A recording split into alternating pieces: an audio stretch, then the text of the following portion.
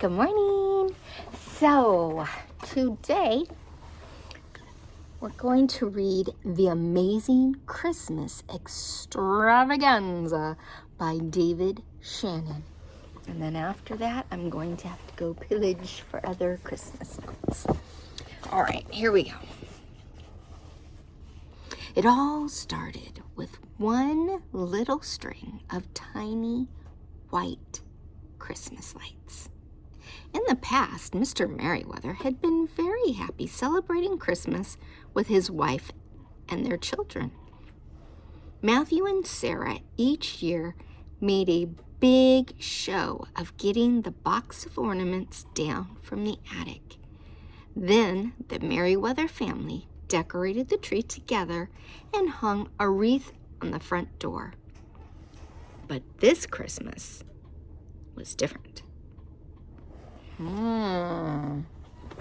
There they are, right? What do you think is going to be different this year?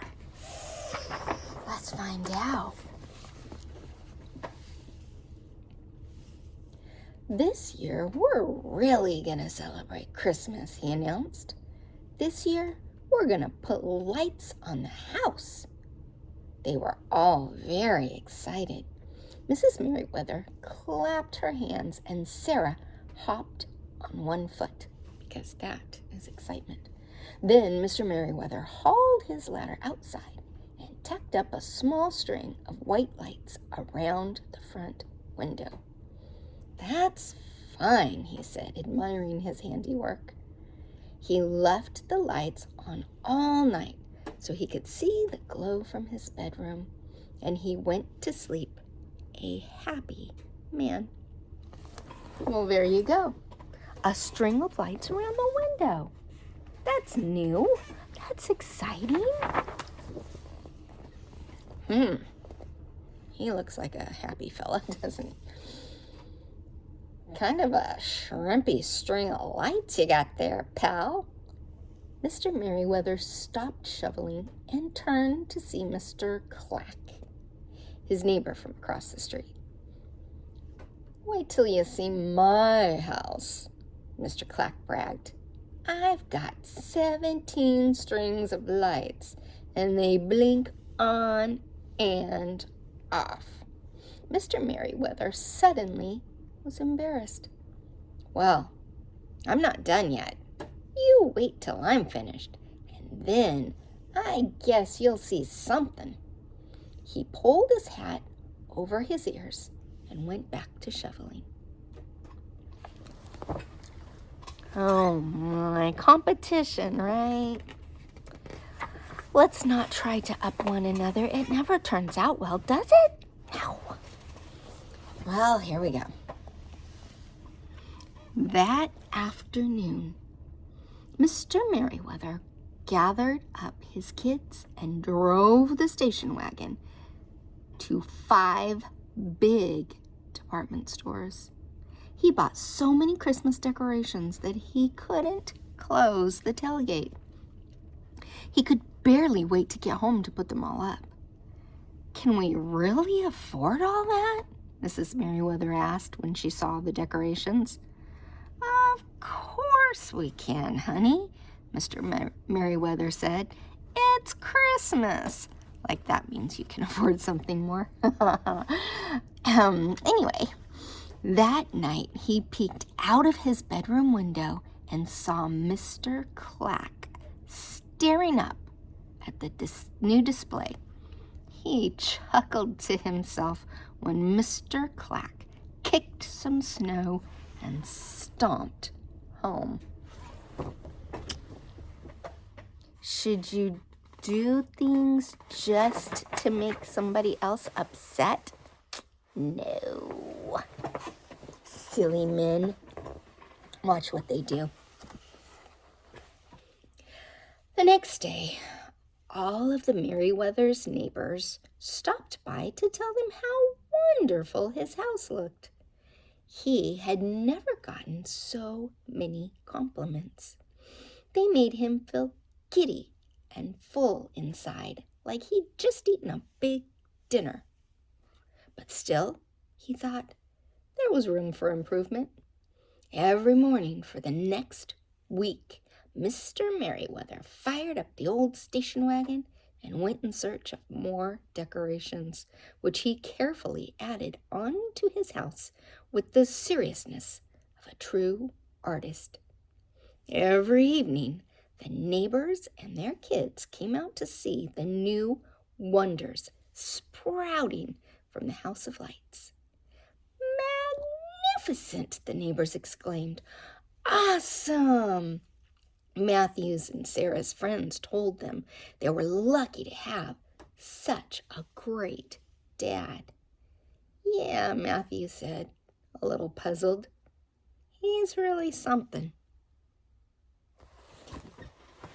Why is he puzzled?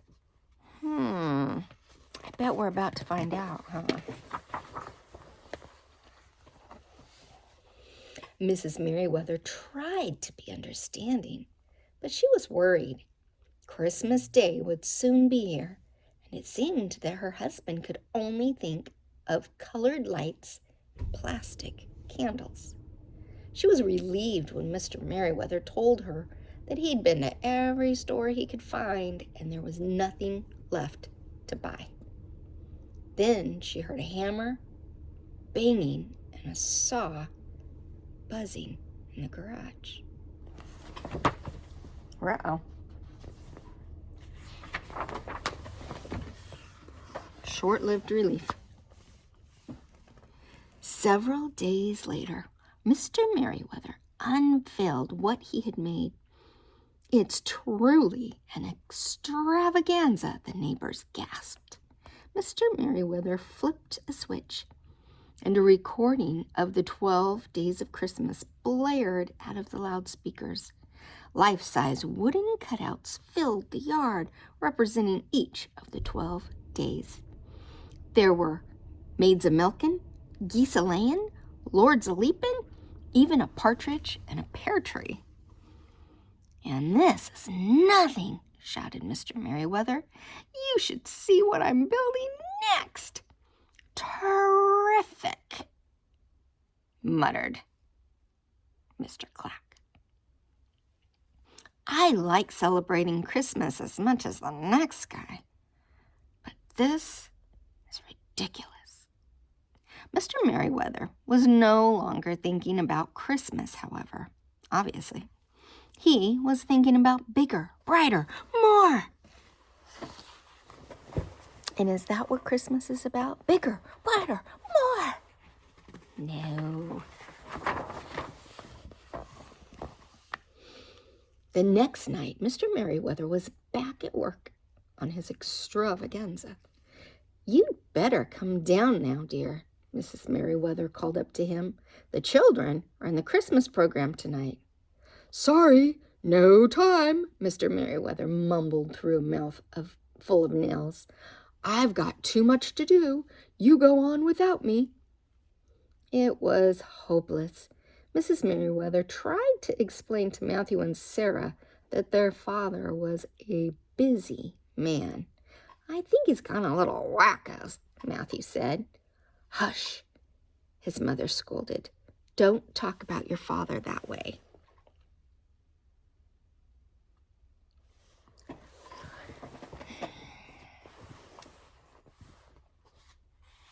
Too busy to go to the kids' concert.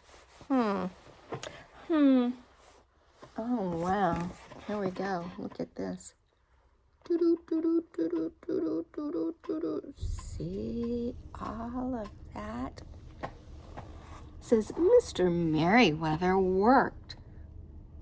Mr. Merriweather's display continued to grow. One day, he put up Santa's workshop complete with elves.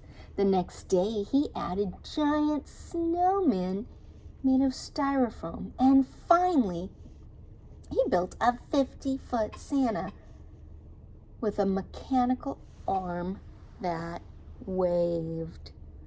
Oh my. Look at how big. Sometimes you can have too much, right?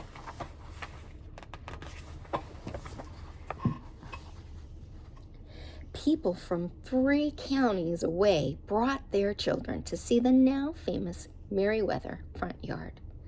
But it wasn't so much fun anymore for the people who lived nearby. The extravaganza used so much electricity that there was hardly any left for the neighbors. Their Christmas trees were dim and dull, and their Christmas cookies came out doughy from ovens that wouldn't heat. The noise from the sightseers honking and yelling was so loud that the annual Christmas caroling had to be canceled. No one could hear the singers. People visiting their families got stranded for hours in the tangle of traffic.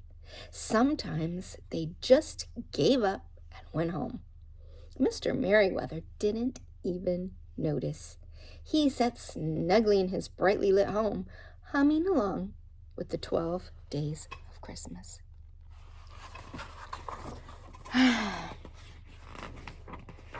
What a mess, huh?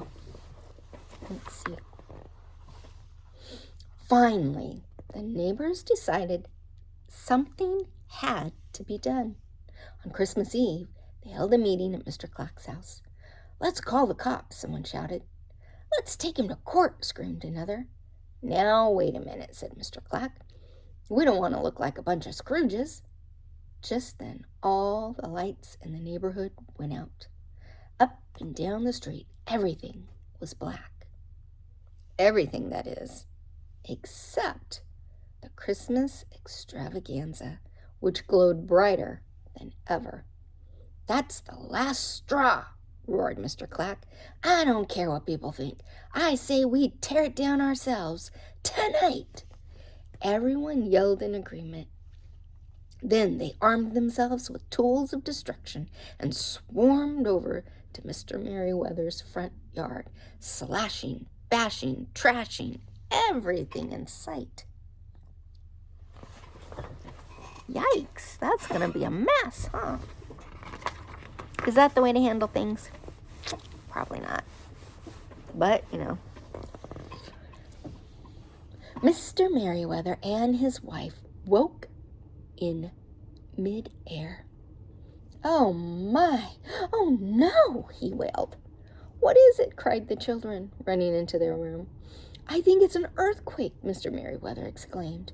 They all dove under the bed and huddled together, listening to the terrible screeching, crackling, thumping.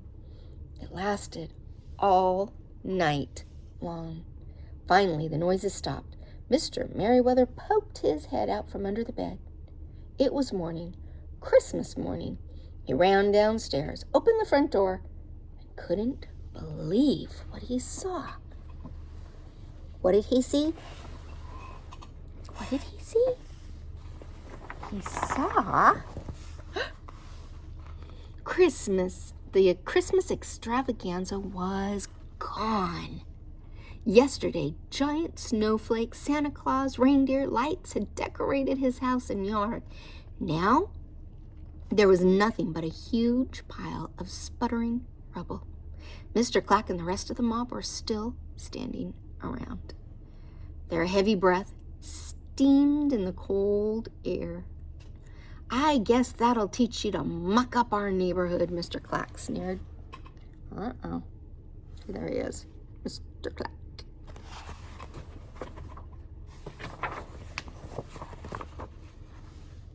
Mr. Merriweather felt as if he'd been hit by a log.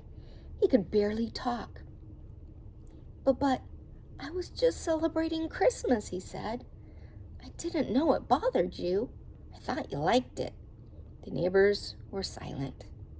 No longer caught up in their attack, they looked at each other and began to think about what they'd done, and they were ashamed. "I'm sorry," Mr. Clack said sheepishly. He picked up a pair of broken reindeer antlers. "Here," he said, "we'll help you put it back together again. We'll make it even better." Mr. Merriweather shook his head. "No," he said, "I think some nice little white lights will do just fine." He pulled the tiny string out from the smoking heap. and Mr. Clack and all the neighbors helped him tack it up around the front window. It sounds like everybody learned their lesson, right? Mr. Merriweather brought out cups of hot cider, and the whole neighborhood admired Mr. Merriweather's little string of white lights, his fine tree, and his beautiful wreath. You know, Mr. Merriweather, Mr. Clack said, that really was an amazing Christmas extravaganza. Thank you, replied Mr. Merriweather. But these are my real masterpieces. He hugged Matthew and then swung Sarah up into the air. Mrs. Merriweather looked at her husband, took her husband by the arm. Don't feel bad, dear, she said. Everybody should be able to celebrate Christmas in his own way, whether it's with lots of lights or none at all. Yours just got so big there wasn't room for anyone else. Well, I've learned my lesson, Mr. Merriweather said with a sigh.